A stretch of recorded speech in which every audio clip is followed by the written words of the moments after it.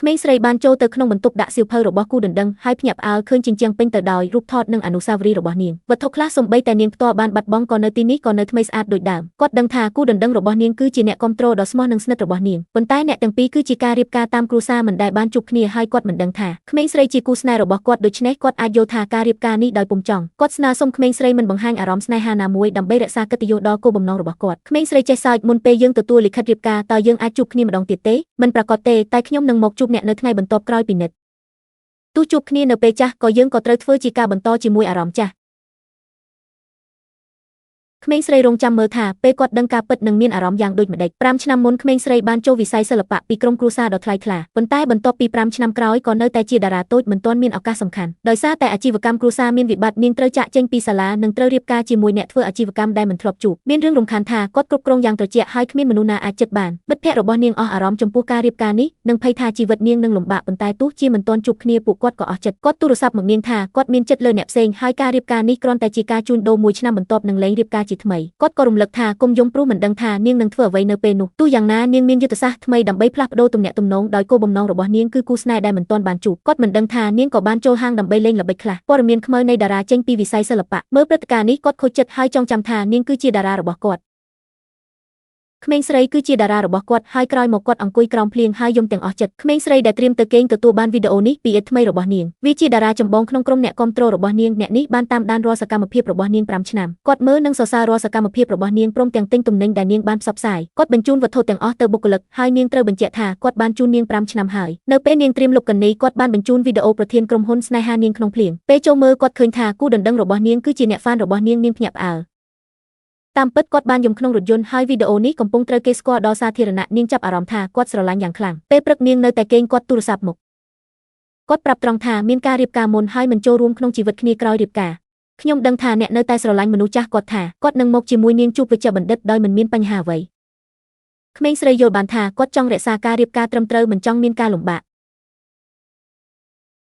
គាត់បានបញ្ជាក់ថាការរៀបការមានតែ1ឆ្នាំតែប៉ុណ្ណោះក្មេងស្រីព្យាយាមលេងល្បិចគាត់មិនជឿនឹងចង់ឲ្យនាងចុះហត្ថលេខាលើកិច្ចសន្យាគាត់បានឈរទៅក្រោមអគាររងចាំនាងហើយនាងភ្ញាក់ផ្អើលពីប្រតិបត្តិការយ៉ាងល្អរបស់គាត់នាងលាក់ខ្លួននៅជាន់លើដើម្បីមើលគាត់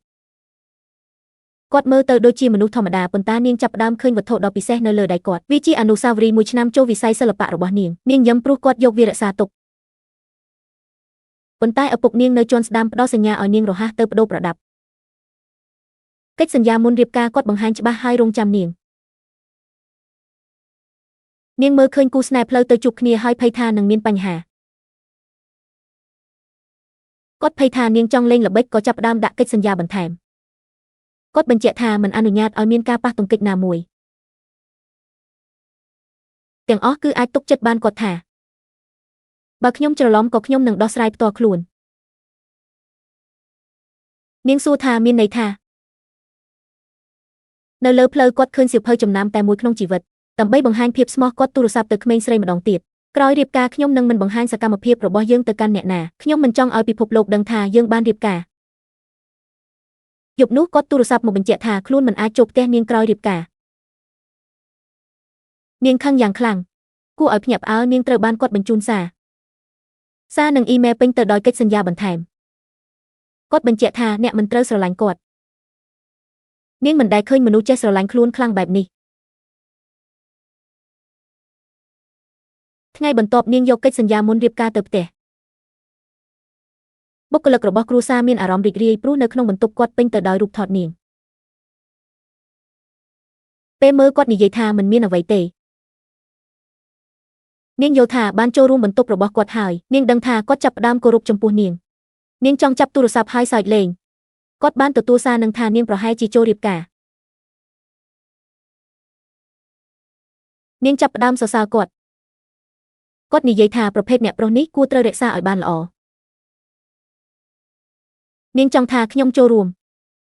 ក្នុងទូរស័ព្ទនាងសុំជួបមុនរៀបការគាត់បដិសេធយ៉ាងខ្លាំងហើយពេលវេលាចប់ភ្លាមគាត់ក៏ផ្ដាច់ទូរស័ព្ទ